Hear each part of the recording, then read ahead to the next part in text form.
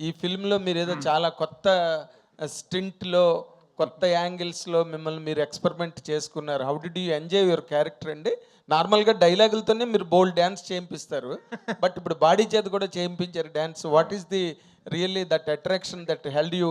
మజాకా అన్నది ప్రతి సీను మజాగా ఎంజాయ్ చేశాను సార్.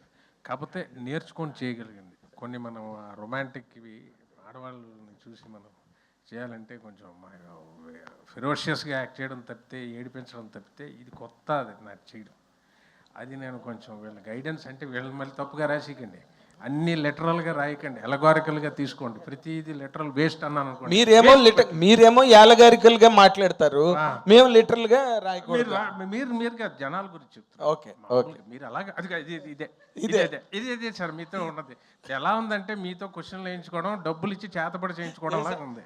ఇక ఎంతకన్నా ఇంక లేదు. సినిమా తీసింది ఒక పాపం అట్లాగే అయిపోతుంది. పాపం ఏదో ఉండండి. అయితే చాలా ఎంజాయ్ చేశాను. చేస్తుంటే చాలా హ్యాపీ ఫీలింగ్. ఇలా కొత్త వెర్షను, ఒక కొత్త ఇది మళ్ళీ ఆవిష్కరించడానికి ఈయనకి ప్రసన్న గారికి, డైరెక్టర్ గారికి, రాజేష్ గారికి, మన అనిల్ శంకర్ గారికి ముఖ్యంగా థ్యాంక్స్. ఎందుకంటే ఆ వెర్షన్ చేయడం కూడా చాలా ఆనందం పడి చేశాను. నేను చాలా ఎంజాయ్ చేసి మనసు పెట్టి ఫ్లష్ అండ్ బ్లడ్ పెట్టి రాత్రి పగలు తెలియకుండా అలా తన్మయత్వం తంది చేశాను సార్. ఏం ఛాలెంజ్ ఏంటి మీకు ఈ క్యారెక్టర్లో? మళ్ళీ ఇదే చెప్తాను. ఆ రొమాంటిక్ యాంగిల్ నుంచి చూసారు. ఒక అమ్మాయిని ఎలా సైట్ కొడతాం?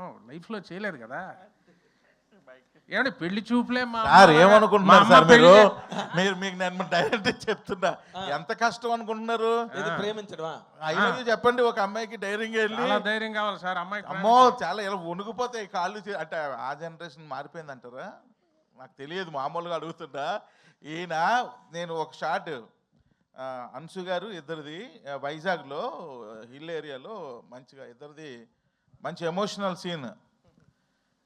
వీర్ జారా అని బాలీవుడ్ ఫిల్మ్. దానిలో సల్మా హీరోయిన్లు 18 years తర్వాత ఆయన జైలు నుండి వచ్చిన తర్వాత కలిసిన తర్వాత వాళ్ళ ఎమోషన్స్ ఎలా ఉంటాయో ఒకసారి క్యాప్చర్ చేయండి సార్ అని నీకు చెప్పా.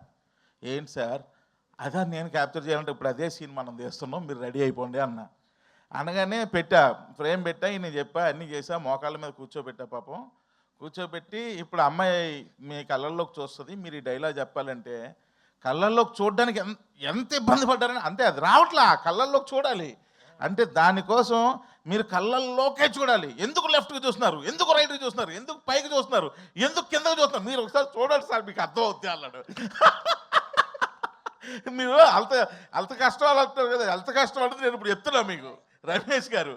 ఇంకా ఒక అమ్మాయి రోడ్డు మీద వెళ్తుంటే ఫాలో అవ్వాలి రమేష్ గారు అంటే, సార్ ఫాలో అవ్వడం ఏంటి సార్, మీరు అనకాపల్లిలో బాగా ఫాలో అయినట్టున్నారు, మీకు అలవాటు ఉన్నట్టుంది, నాకు కొంచెం కష్టంగా ఉంది సార్. అది వెరీ ఈజీ సార్, హాయ్ అని చెప్పి లెఫ్ట్ నుంచి రైట్కి జంప్ చేయండి అన్న. అంటే ఓ ఇది బాగుంది అని చెప్పి ప్రతిదీ ఆయన లెర్నింగ్ అనమాట. ఇవన్నీ నేను చెప్తున్నవన్నీ రేపు స్క్రీన్ మీద ఎంజాయ్ చేస్తుంటారు. అంటే మీరు యూత్ లో రాముడు మంచి బాలుడు అండి మీరు. ఏంటండి ఇప్పుడు చెప్తే మీకు నాన్నగారు ఎక్కడ కూర్చుంటే ఇక్కడ ఉండేవాళ్ళు. వెనకాల సినిమాల్లో చూపిస్తారే మధ్యలో చైర్ వేసుకొని వెళ్ళని కూర్చుంటే అటు ఇటు ఉంటారు. నాన్నగారు కూర్చుంటే ఇది ఇంట్లో పెద్ద పులు తిరుగుతున్నట్టు ఉండేది నాన్నగారు. అంతేనా ఒక పేజ్ డైలాగ్ మాట్లాడి ఉంటాను మా నాన్నగారితో లైఫ్ అంతా. ఇప్పుడు అమ్మాయి కళ్ళల్లో పెట్టి కళ్ళు చూడాలంటే నేను కామెడీయా బాబోయ్. నార్మల్ గా నాన్నగారి ఫుట్ స్టెప్స్ లో వచ్చారు. And you are also doing that height of characters in Telugu films. కానీ నాన్నగారు ఎప్పుడూ చెయ్యని ఒక క్యారెక్టర్ మీరు ఇవాళ చేశారు. Yes sir, love you, thank you sir. ఇప్పుడు అనిల్ గారు ఎక్సలెంట్. అనిల్ గారు